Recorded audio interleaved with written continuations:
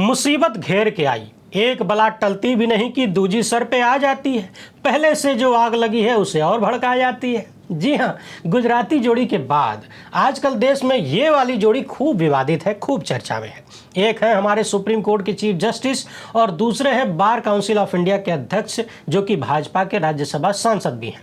अभी हैदराबाद की नालसार संस्था वाला विवाद थमा भी नहीं था कि बेंगलुरु स्थित national law school of India university के सैकड़ों छात्रों ने एक नया धमाका कर दिया है। जी हाँ, चीफ जस्टिस सूर्यकांत और बीसीआई अध्यक्ष मनन कुमार मिश्रा को लेकर यहाँ कानून के सैकड़ों छात्रों ने ऐसी ऐसी बातें लिखा है जो कि इन दोनों महानुभावों के लिए ऐतिहासिक शर्म का विषय बनती जा रही है। इन छात्रों ने साफ साफ कह दिया है कि जो हम युवाओं के बारे में ऐसे उल्टे सीधे विचार रखते हैं, हमें डराने धमकाने की कोशिश करते हैं, वैसे चीफ जस्टिस और बीसीआई अध्यक्ष के हाथों डिग्री लेना कहीं ना कहीं हम छात्रों के लिए अपमानजनक है और हमारे संघर्षों का मजाक है। इसके अलावा और भी बहुत सारे सवाल, बहुत सारी टिप्पणियां कानून के छात्रों ने किया है। आप सभी को एक एक लाइन ध्यान से सुनना चाहिए। उधर बीसीआई अध्यक्ष के इस्तीफे की मांग जोर पकड़ने लगी है। जी हां, वकीलों के 3 संगठनों ने मनन कुमार मिश्रा को पत्र भेजकर इस्तीफा मांगा है और यह भी कहा है कि इस्तीफा दे दिए तो ठीक, नहीं तो दूसरा रास्ता अपनाएंगे। वो दूसरा रास्ता क्या है उस पर भी चर्चा करेंगे। यानी मिश्रा जी का हाल वही हो गया है कि चौबे चले थे छब्बे बनने और दूबे बन के लौट गए। उधर देश के धन्ना सेठों को लेकर एक रिपोर्ट आई है जो गुजराती जोड़ी की सत्ता की पोल भी खोलती है। पता चला है कि भारत के 5 बड़े फैमिली बिजनेस के पास कुल व्यापार का 60% से ज्यादा इनकम है। यानी एक तरफ सरकार में बैठे धन्ना सेठ लोग दिन दुनी रात चौगुनी गति से अमीर बनाए जा रहे हैं, दूसरी तरफ आम आदमी के बच्चे जरा से पढ़ लिख के सवाल कर दें तो उन्हें दिमागी नक्सली बुलाया जा रहा है। भाजपा के एक सांसद हैं, पूर्व डीजीपी भी हैं यूपी के, देख लीजिए, बाकायदा एक्सप्लेन कर रहे हैं कि दिमागी नक्सली क्या होता है, कौन होता है। इनको जरूर सुनिएगा, कुछ है सेकंड में पूरा अमृतकाल का आनंद आ जाएगा। आगे बढ़ने से पहले आप सभी से एक छोटी सी अपील है, पहली बार है तो चैनल को सब्सक्राइब करके घंटी बजा दीजिए टन से। यही नीचे सब्सक्राइब का बटन है, यह काम बहुत ज़रूरी होता है आपके इस चैनल की मजबूती के लिए। इसके अलावा आप जानते हैं कि हम किसी धन्ना सेठ या राजनीतिक दल के जम पर चलते नहीं, तभी खुलकर आपके मुद्दों पर बात हो पाती है। हमारा काम पसंद आता हो तो इस QR कोड या अपने मोबाइल नंबर का प्रयोग करते हुए जो भी हो सके आर्थिक सहयोग भेजने का प्रयास जरूर करें। बहुत बहुत धन्यवाद। और हाँ, फेसबुक पर है तो पेज को फॉलो कर लीजिए। ऐसा लग रहा है कि आजकल हमारे माननीय चीफ जस्टिस के ग्रह नक्षत्र कुछ ठीक नहीं चल रहे हैं। कभी जबान साथ नहीं देती, कॉकरोच निकल जाता है और कॉकरोच पार्टी बन जाती है और फिर देश के युवा इतिहास बना देते हैं। कहां तो हुजूर पर लगातार भाजपाई सत्ता को खुश करने के आरोप लगते थे, भाजपाई सत्ता को मजबूत करने के आरोप लगते थे। उसी भाजपाई सत्ता को इन्होंने 12 साल के सबसे गंभीर संकट में ढकेल दिया, सिर्फ जबान फिसलने के कारण, यानी गलत शब्दावली का प्रयोग करने के कारण, कथित रूप से। हालांकि बाद में भी उस घटना से सीख लेने की बजाय हुजूर ने कुछ और ही किया। देश के युवाओं को नकारते रहे, न सिर्फ नकारा बल्कि दुत्कारते रहे। कहानी और बिगड़ गई। अभी बेंगलुरु के कानून के छात्रों ने क्या कुछ किया है उस पर आने से पहले आपको जरा इतिहास याद दिला देते हैं। 4 जून 2026 को लंदन की एक यूनिवर्सिटी में कॉकरोच वाले बयान को लेकर बवाल हुआ। चीफ जस्टिस का कार्यक्रम था, कार्यक्रम थोड़ी देर के लिए बाधित हो गया। 23 जुलाई 2026 को नालसार हैदराबाद के बहुत सारे छात्रों ने प्रशासन को पत्र लिखकर चीफ जस्टिस को चीफ गेस्ट बनाए जाने का विरोध किया। 26 जुलाई को ओपी जिंदल ग्लोबल यूनिवर्सिटी के कार्यक्रम में शामिल होने की खबर थी, लेकिन चीफ जस्टिस गए ही नहीं। 28 जुलाई को justice HR Khanna memorial lecture, जो कि दिल्ली में ही था, बिना कोई कारण बताए इसे पोस्टपोन कर दिया गया। 2 अगस्त 2026 को टाटा इंस्टीट्यूट का कार्यक्रम था जहां पर चीफ जस्टिस को चीफ गेस्ट बनाया गया था। वो कार्यक्रम भी अचानक से 2 दिन पहले ही पोस्टपोन कर दिया गया। फिर 10 से 15 अगस्त के बीच नालसार वाला विवाद बढ़ता ही गया। इसी विवाद में बिन बुलाए मेहमान की तरफ बीसीआई अध्यक्ष भी कूद पड़े, छात्रों को एनरोल करने से रोकने का निर्देश दे दिया और खिलौने पलट गया। सिर्फ यू टर्न ही नहीं लेना पड़ा हुजूर को, बल्कि माफी भी मांगनी पड़ी। और अब इन सब के बाद national law school of university Bengaluru के छात्रों ने तथा पूर्व छात्रों ने चीफ जस्टिस सूर्यकांत और बीसीआई अध्यक्ष मनन कुमार मिश्रा के विश्वविद्यालय के आगामी कार्यक्रम में शामिल होने का विरोध किया है।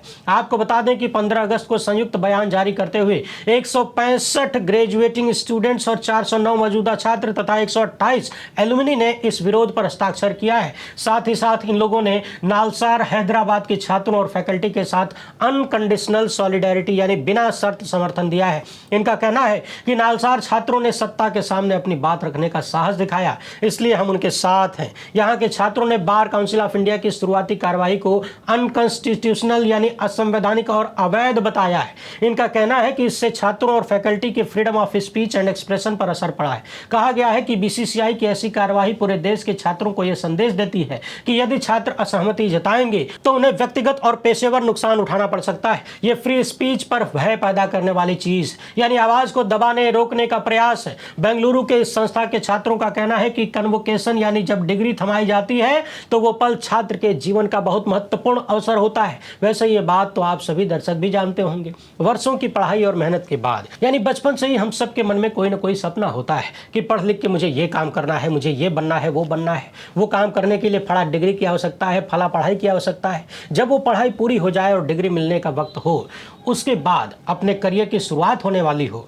तो निश्चित ही वो पल कितना महत्वपूर्ण होगा इसका अंदाजा लगाया जा सकता है। छात्रों ने भी वही लिखा है कि ये पल हमारे लिए बहुत महत्वपूर्ण होता है, हमारी वर्षों की मेहनत का परिणाम होता है। भारत में तो उच्च शिक्षा तक पहुंचना पहले से ही बहुत संघर्ष भरा है। कहीं क्लास, कहीं कास्ट, कहीं जेंडर, कहीं एंट्रेंस एग्जामिनेशन जैसी बाधाओं का सामना करने के बाद हम यहाँ तक पहुंचते हैं। सोचिए छात्रों ने कितनी बड़ी बात लिख दिया है कि कितने ही संकटों को पार करने के बाद, कितने ही संघर्षों के बाद हमें डिग्री प्राप्त करने का शुभ अवसर मिलता है। तो उस अवसर पर हम ऐसे लोगों के हाथों से डिग्री ले लें जो हमारे बारे में गलत धारणा रखते हैं।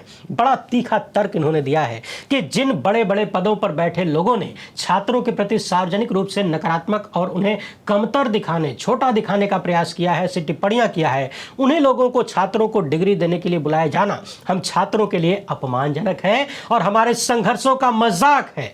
अब याद करिए, नालसार वाले मामले में कई दिन पहले ही मैंने यही बात कहा था कि पढ़ाई पूरी होना, डिग्री पाना किसी बड़े अवसर से कम नहीं है, वर्षों की मेहनत का परिणाम होता है। उस क्षण में डिग्री लेने वाला और डिग्री देने वाला दोनों के बीच परस्पर सम्मान होना चाहिए। लेकिन यहाँ जब एक तरफ से बार बार अपमानित करने का प्रयास किया जा रहा हो, डराने धमकाने और नीचा दिखाने का प्रयास हो रहा हो, तो भला छात्र किस मुंह से ऐसे लोगों के हाथों डिग्री पकड़ना चाहेंगे, उनके साथ फोटो खिंचाना चाहेंगे। और आज देखिए छात्रों ने वही बात लिख दिया कि ये हमारे संघर्षों का मजाक है। छात्रों का कहना है कि मनन कुमार मिश्रा के हमारे इस कार्यक्रम में आने का हम कड़ा विरोध करते हैं और ये भी कहते हैं कि नालसार मामले में मनन कुमार मिश्रा अपनी भूमिका की जिम्मेदारी ले। इन छात्रों ने न सिर्फ नालसार हैदराबाद के मामले में चीफ जस्टिस के विरोध का समर्थन किया, बल्कि अपने यहाँ कार्यक्रम में चीफ जस्टिस तथा बीसीआई अध्यक्ष के आने का भी विरोध किया है। इतना ही नहीं, इन छात्रों ने यानी बेंगलुरु की संस्था के छात्रों ने हैदराबाद की संस्था के छात्रों और फैकल्टी से बिना शर्त सार्वजनिक माफी मांगने के लिए भी बीसीआई अध्यक्ष मनन कुमार मिश्रा से कहा है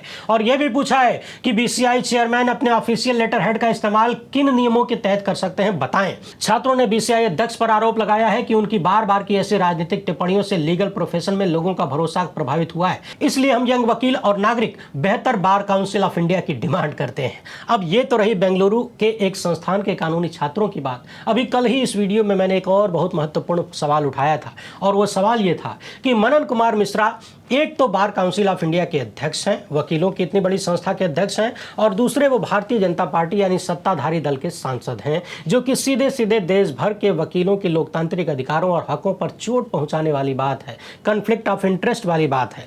कथित रूप से मनन कुमार मिश्रा कई बार देशव्यापी हड़ताल की बात पर वकीलों को धमकी दे चुके हैं, यानी उन्हें कार्यवाही के नाम पर डराया जा चुका है, दबाया जा चुका है। जाहिर सी बात है, भारतीय जनता पार्टी ने शायद उन्हें इसी कारण राज्यसभा सांसद भी बनाया कि वो देश भर के वकीलों को कंट्रोल कर सकेंगे, डरा सकेंगे, ताकि वकील सत्ता के खिलाफ कभी आवाज न उठाएं, क्योंकि वकीलों की वो कौम है जो यदि मूड बना के किसी मुद्दे पर उतर जाए तो बड़ी बड़ी सत्ता की चूलें हिल सकती हैं। शायद उसी से बचने के लिए गुजराती जोड़ी ने मिश्रा जी को इस पद पर बिठाया, यानी राज्यसभा की कुर्सी थमाया, और मिश्रा जी ने बखूबी उस काम को किया भी है। मगर सवाल तो यह है कि देश भर के वकीलों के संवैधानिक और लोकतांत्रिक अधिकारों का क्या?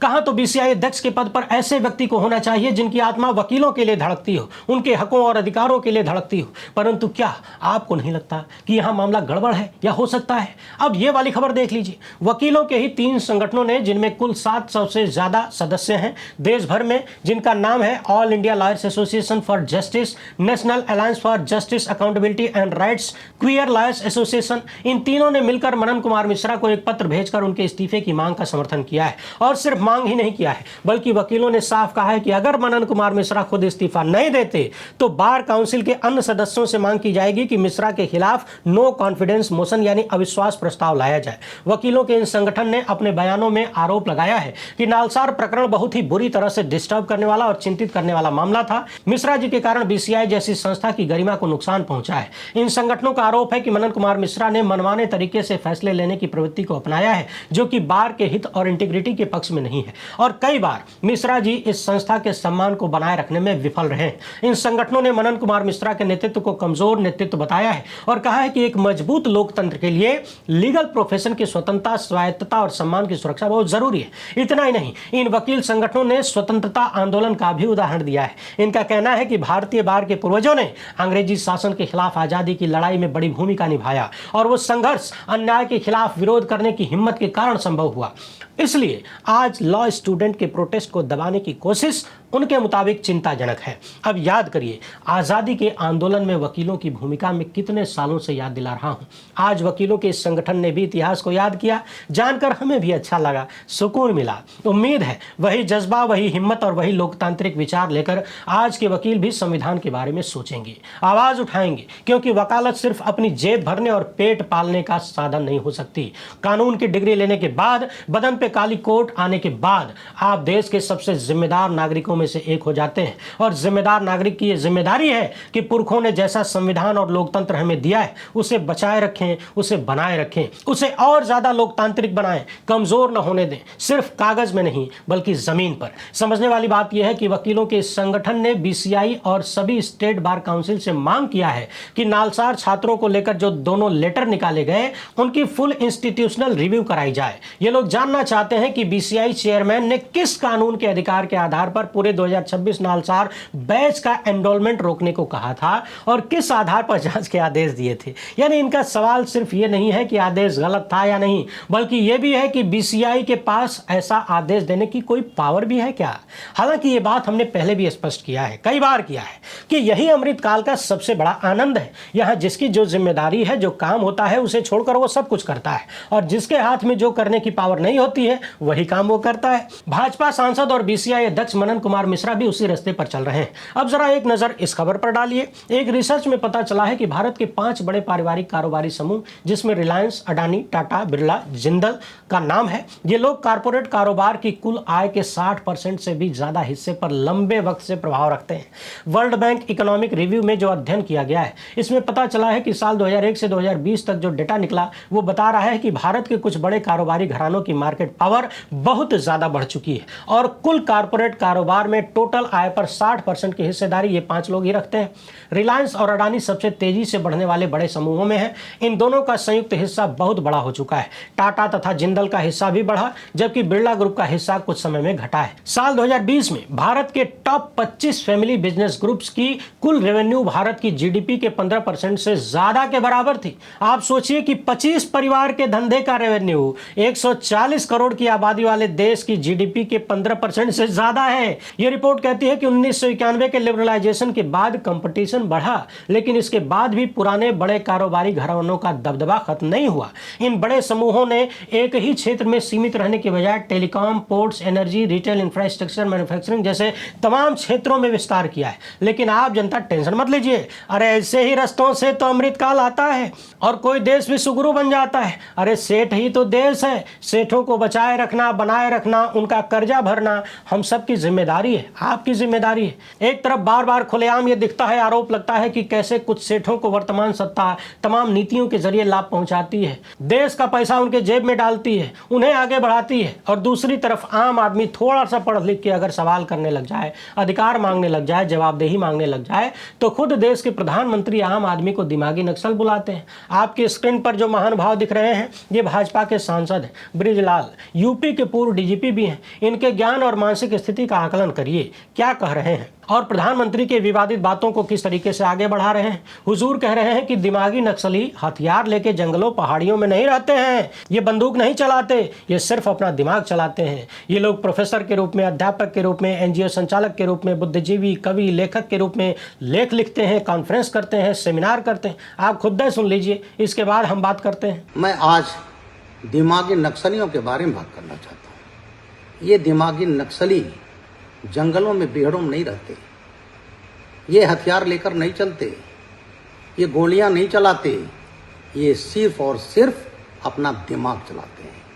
ये शहरों में प्रोफेसर के रूप में, अध्यापक के रूप में, एनजीओ संचालक, बुद्धिजीवी, कवि, लेखक आदि रूपों में ये दिखाई पड़ते हैं।